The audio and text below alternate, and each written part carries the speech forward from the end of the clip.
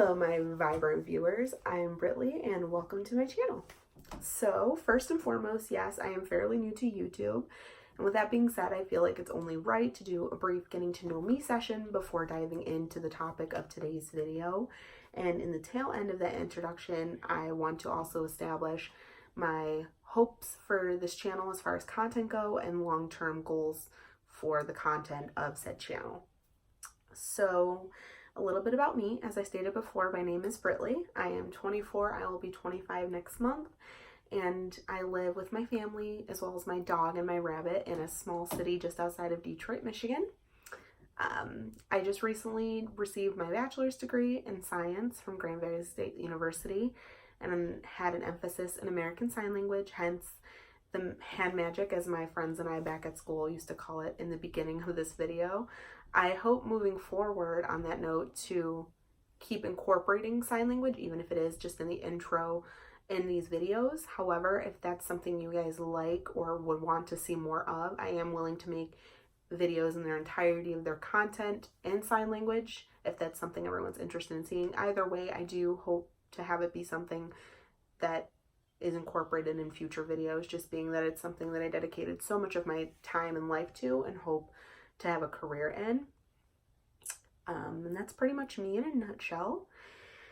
Now on to the premise of and the long-term goals I have for my channel. So going into this endeavor, I wanted an outlet as a young female who is of mixed race that would allow me to document racially motivated experiences I've had, as well as being able to document my journey into becoming a lot more confident and secure in my racial identity.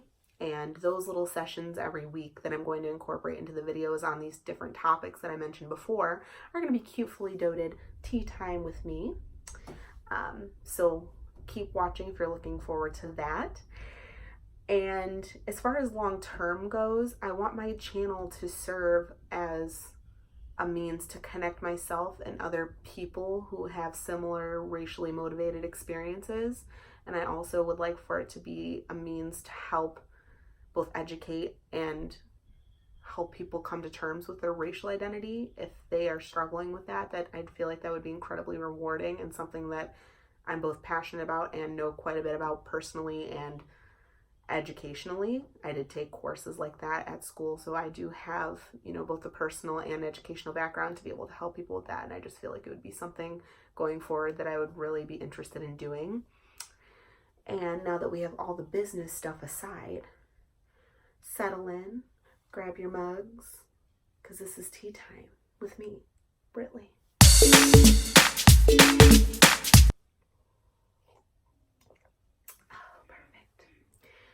And for today's tea time session with me, the topic is going to be the 10 questions mixed people, primarily mixed women like myself, get asked one too many times, and the answers to said questions. And the first one is, what are you? Human. No, I'm kidding. But no, for real. That's probably most commonly right off the bat the biggest or the greatest question that I tend to get asked. I know personally a lot of people, the minute they find out you're mixed or they're trying to figure out that you're mixed, they'll ask you, what are you? And I feel like it's okay to be curious. It's okay to ask. I know for me personally, I'm speaking from personal experience, it is okay to ask, but I do feel that there's a better way of phrasing the question or trying to get the answer from someone. So I know for me personally, if you want to know what I'm mixed with, simply just say, what are you mixed with? Are you more than one race? Are you multiracial? Those are that terminology is a lot more versed, and I feel like we'll get a better feedback from people opposed to just simply stating, what are you? Because that to me is just, it's too broad for one, and I feel like some people, including myself, tend to get offended when you just come out and say, what are you? It's, I don't know, I just feel like it's something that it can definitely be phrased better. So there's that one. Second question is, who's white? Your mom or your dad? And first and foremost, I really just don't feel that that's anyone's business who's white, my mom or my dad, or that it even makes a difference, because at the end of the day, one of them is white and one of them is black, and their genetic makeup made me 50-50 or a mixed individual.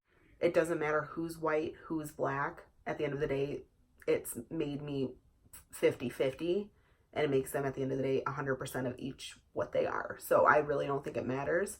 For the premise of this video, I will go ahead and just answer, because I'm sure people are now curious. My mother is white and my dad is the black parent. Number 3 is, what does your hair look like down?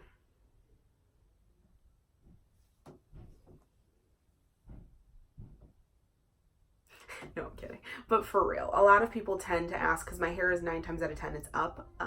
So people typically get curious and want to know what your hair looks like down, especially when they find out you're mixed. They want to know if the texture is curly, wavy, straight, you know, if it's kinky, if it's not.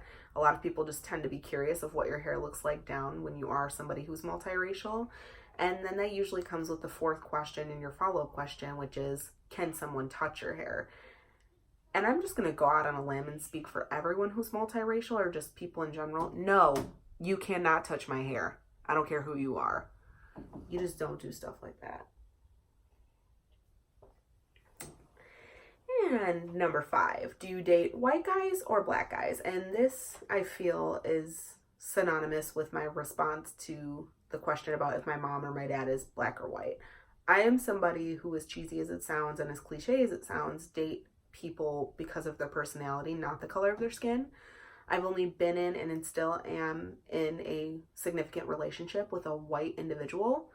However, that doesn't mean that I am against dating someone who is, you know, black. Color or ethnicity does not matter. It's solely what's inside. And I feel a lot of people that are of mixed race will agree with me on that and feel that it doesn't matter if you're mixed or not. It's more so about the personality. But people feel, because, you know, some people say, oh, well, I like brunettes or I like blondes, that it's the same thing with skin tone. If you're mixed, that you would, you know, gravitate towards one or the other. And it's, like I said, as someone who's only dated someone who's white, I, you know, can't really speak too much on this subject. But I can only speak for myself and say that just because I am dating someone who's white and that's all I've dated, that doesn't mean for a second that I wouldn't date someone who's black. And moving on. Number 6 is, what kind of music do you listen to? Again, one of those questions that I feel like has nothing to do with your genetic makeup or what color you are, what race background you have. I am someone who, as, again, cheesy or cliche as it sounds, I like all sorts of music. I pretty much will listen to everything once before I just say I absolutely hate it. But a lot of people have the preconceived notion that because you are half black or half white, that you tend to gravitate towards music that's associated with those races. It's kind of like how people associate pink with being, you know, girly, and blue with being only for boys. So they'll ask you, because you are mixed, do you tend to gravitate towards rap music or R&B because you are half black? Or do you tend to like white music, which is primarily something like country or indie or something alternative? And really, I feel that music is one of those things that makes us all connected. I don't feel that music has a race, just like colors don't have gender. I feel that, if anything, my favorite type of music is whatever I'm listening to at the time, whatever I'm in the mood for. You know, if I'm getting ready and I'm going out with my girls for the night, I might listen to something a little more poppy and upbeat. But if I'm going through something, or I've just watched a sad movie or something, as cliche as it sounds, I might listen to something a little slower. So it's just kind of a mood thing, not necessarily a race thing. But that's just me. And again, all of these questions and answers are pretty much, I'm speaking from personal experience, but I do feel a lot of people that are of similar genetic makeup can agree, or at least relate. The next one is, so because you're mixed, does that mean you like the hot or you like cold?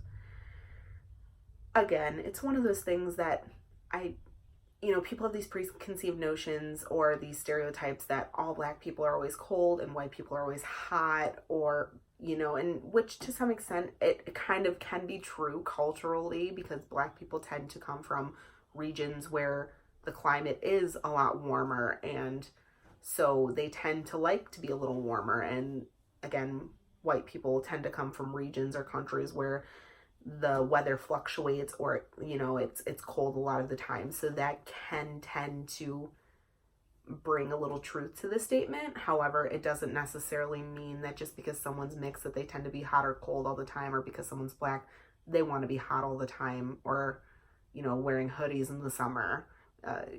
These stereotypes that people have come up with over the years, it doesn't necessarily mean those are true, that there's truth to them. I know for me personally, I would say neither. I like fall and spring. I like it to be moderate. I don't really like being hot, and I don't really like being entirely cold either. So, I mean, if you ask someone else, it might change, but that's me personally and my response to the question. Moving on. The next one is, so does that mean you like, and then my notes literally say insert stereotype here. So I'll explain that a little further.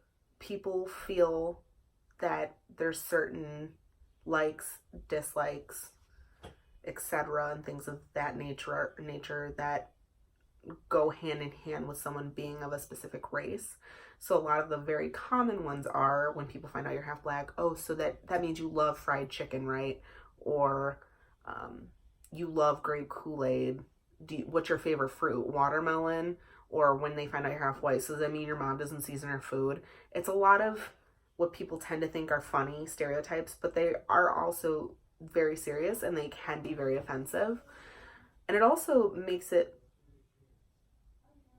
so that people believe that, okay, so if someone is Black and they like fried chicken, does that mean all white people hate fried chicken? So you don't know any white people that like watermelon, it's just Black people. And excuse me for saying it, but it's simply stupidity. Stupidity is bliss. People believe that because they've heard something or they've grown up with something, that necessarily makes it true, or that it makes it okay to say. And I'm here to say it's not. That's your lemon for today's tea. It's not okay to say it. And 9 times out of 10, your mixed friends or people of color will tell you that they're not okay to say.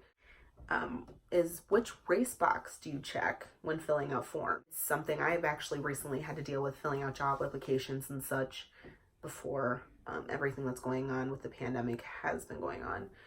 And, I get to the part of the application where it asks you to identify your race, which, first of all, who made it okay to ask someone both what gender you are and what color you are? Because if we're not discriminating against anyone, why do you need to know what color I am? I just feel like it's unnecessary, but it's something that's mandatory to fill out. So I'm scrolling through the options, and typically there's an option to pick 2 races so that you don't just have to specifically resonate with one or the other. And lately there hasn't been, you have to pick just one. There is no 2 races. And so in that case, I know for me personally, I choose the other box, and if it gives me the option to type in, I'll type in that I am mixed race. But other than that, I don't feel like I can, even if it was like a 75% this and the rest that, I still feel like I don't personally feel that one side of me genetically is more dominant than the other. I feel I am exactly half and half, and that I resonate and identify myself with both. So I can't go out of my way to be like, yeah, I'm just going to click white, because it's, and people will say it's not that deep, but it is. It is. It is that deep. You can't just go out of your way to say you're white when you're not. And you can't go out of your way to say you're just Black when you're not. And I mean, if that's, again, that's me speaking from personal experience. If you are somebody who does feel that you can resonate with one more or the other because of deeper reasons or deeper rooted, cultural differences with the other side of yourself, then that's something else that's way deeper. For me, however, as someone who feels like I am both, and who is, like I said in the beginning, a lot more secure in my racial identity and who I am as a person, I feel if it doesn't give me the option to pick 2, then I'm going to find a way to go around the system and put both, hence the picking other. So that's personally what I do, and I feel a lot of other people that are of mixed race probably do the same thing if they don't offer you a 2 or more races option.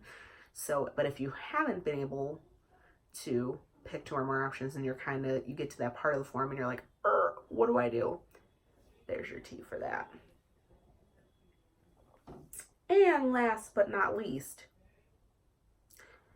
and I would like to start by saying we all know at least one person, if not more, in our lives who are going to ask the following question. Leads on with some statement or question, and then they proceed with, is that racist? I'm here to tell you again right now. If you have to ask me if it's racist, 9 times out of 10 it is. Because if it wasn't racist, you wouldn't have to ask, or you wouldn't even be questioning yourself if it was racist. So if you have to ask, yes, it is racist. And even if you don't have to ask out loud, if you're thinking to yourself if that's racist, it is. So either keep it to yourself. And on a less serious note, thank you so much for watching. I hope you guys really liked today's tea time session with me, and look forward to posting next week. Keep your eyes peeled for more content. If you have anything you would like to see from me, leave it in the comment section below. And I'm also open to it, even if it's not stuff that you want to see in the future, if it's just something you want to say, advice you want to give, questions you have, you can also leave those in the comment section. But I also have in my bio a way to contact me if you do need to contact me further. Don't want to put that in the comment section for everyone to see. And again, thank you so much for watching. I hope that you guys will continue to follow me on my journey as I get started on YouTube, and continue to support me and show your friends, your family, your loved ones, whoever. And I will see you guys next week. Bye.